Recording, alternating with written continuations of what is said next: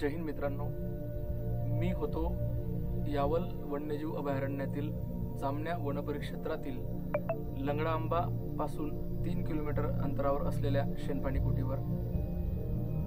लंगडाआंबा आणि जामण्या वन्यजीवचा माझा अनुभव म्हणजेच 2017 ते 2022 पर्यंत मी इथं माझं कर्तव्य केलं.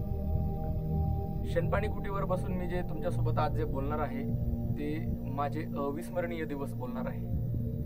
आयुष्यात कधीही विचार न केला होता की एक ड्युटीचा भाग म्हणून किंवा कर्तव्याचा भाग म्हणून आपली ड्युटी जिथं कुठलेही नेटवर्क नसताना लागेल. परंतु माझ्या आयुष्यात असा एक दिवस आला.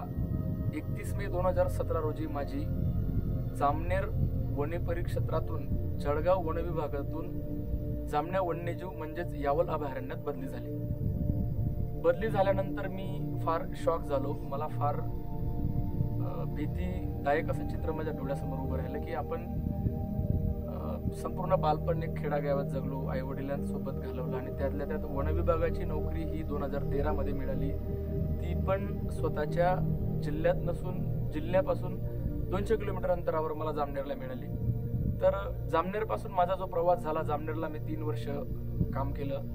जामनेरलाच असताना माझं प्रशिक्षण सुद्धा झालं. तर असं कॉलेज जीवनापासून शालेय जीवनापासून तर हा वनविभागाचा अनुभव नसताना मी वनविभागात प्रवेश केला एक स्पर्धा परीक्षेच्या माध्यमातून. अशातच माझी जामनेरला सर्व व्यवस्थित रुटीन असताना सगळं काही चांगलं चालू असताना माझी यावल अभयारण्यात बदली झाली. बदली झाल्यानंतर मी इथं हजर झालो. हजर होताना बऱ्याच अधिकाऱ्यांचा मला सहानुभूती होती, बरेच कर्मचाऱ्यांचा मला सपोर्टही होता. परंतु मनात एकच भीती होती की सोशल मीडियावरचं जे लाईफ होतं, म्हणजे व्हॉट्सअप वगैरे, इंस्टाग्राम, फेसबुक, हे लाईफ माझ्यापासून लांब जाणार होतं. आणि खरंच लंगडाआंबाला आल्यानंतर माझं मुख्यालय लंगडाआंबा होतं. मी लंगडाआंबालाच राहत होतो. कुठल्याही प्रकारचं नेटवर्क नसताना मी इथं 5 वर्ष राहिलो. परंतु ते अविस्मरणीय दिवस कसे घालवले असतील. मला जर फोन करायला यायचं असेल तर मला लंगडाआंब्यापासून 3 किलोमीटर शेणपाणी कुटीवर यावं लागत होतं. अशातच सपोज मला जर घरी फोन लावायचा असेल तर तो फोन लागेलच हे कशावरून. कधी कधी असंही व्हायचं, लंगडाआंब्यावरून प्लॅन करायचो की चला आज सिस्टर सोबत बोलायचं आहे, चला मित्रासोबत बोलायचं आहे, आईला फोन करायचा आहे, वडिलांना फोन करायचा आहे. परंतु असं होतच नव्हतं. कधी कधी असं व्हायचं की ज्या वेळेस मी फोन करायला प्लॅनिंग न यायचो तर तो फोन कधी कधी लागत नसायचा. म्हणजे मला फोनवर बोलण्यासाठी नेटवर्कमध्ये यावं लागत होतं आणि समोरचा व्यक्ती नेटवर्कमध्ये असेल का याची गॅरंटी नसायची. अशातच माझे असे 5 वर्ष गेले. या 5 वर्षाच्या कार्यकाळात एक शेणपाणी कुटीचा अनुभव एकच असायचा की अर्ली इन द मॉर्निंग मी लंगडाआंब्यापासून माझा कॅमेरा घेऊन यायचो आणि कॅमेरा सोबत असणं म्हणजे माझा एक पक्षी निरीक्षणाचा भाग असायचा की सकाळी सकाळी कुठल्याही वन्यजीव, कुठल्याही वन्य प्राण्याचं निरीक्षण होईल किंवा दर्शन होईल किंवा असं नवीन पक्षाचं दर्शन होईल या भासाने मी माझा कॅमेरा नेहमी सोबत ठेवत होतो. आणि असं पक्षी निरीक्षण करत असताना माझी सकाळची सुरुवात ही लंगडाआंबा ते शेणपाणी या रस्त्यावरून व्हायची आणि मला ब्लॅक टी प्यायचा छंद हा यावल अभयारण्यापासूनच लागला.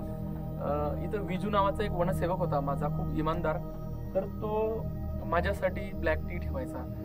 शेणपाणीवर मस्तीराम असेल, बंगाल असेल, कैलास असेल, इथले जे कोणी वनसेवक असतील, मी आल्यानंतर मला ते आधी ब्लॅक टी द्यायचे. म्हणजे त्यांना माहित असायचं की मी लंगडाआंब्यावरून निघालोय पक्षी निरीक्षण करत करत, पाऊलवाटा बघत बघत. आणि शेणपाणीला माझा तो थांबण्याचा टाइम असायचा सकाळचा 7 वाजेचा किंवा 6:30 7चा. तर इथून ब्लॅक टी केल्यानंतर मी इथून माझा लंगडाआंबाला जात होतो. असं हे संपूर्ण 5 वर्षाचा एक्सपिरियन्स फार अप्रतिम होता.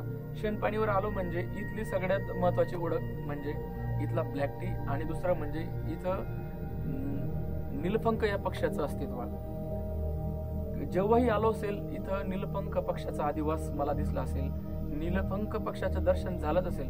म्हणजे या कुटीला मी, शेणपाणी जरी कुटी हे जुनं नाव असेल परंतु माझ्या नजरेत शेणपाणी कुटी ही नीलपंख या पक्षाने हिची ओळख आहे. भविष्यात आता तर माझी इथून बदली झालेली आहे तरीही मला यावल अभयारण्यात यावंसं वाटतं. मी इथं येतो, भेट देतो आणि इथं आल्यानंतर मला एक नवीन निर्मिती क्षमता माझी वाढते आणि मला नवीन ऊर्जा मिळते. जसं की आपल्याला टायगर बघायचं असेल तर लोक ताडोबा ताडोबाकडे वळतात, मेळघाटकडे वळतात, पेंचकडे वळतात. पण मी इथं 5 वर्ष घालवल्यानंतर सुद्धा मला वैजापूर माझं इथून आता कार्यक्षेत्र कमीत कमी 70-80 किलोमीटर आहे, तरीही मला इथं यावंसं वाटतं. तर आज अशातच मला थोडं बोर वाटत होतं, जरा एकटेपणा भासत होता आणि थोडं स्वतःच्या वातावरणापासून किंवा जिथं राहत आहे तिथून थोडं दूर जाण्यासाठी मी आज लंगडांबा येण्याचं ठरवलं विदाऊट प्लॅनिंग.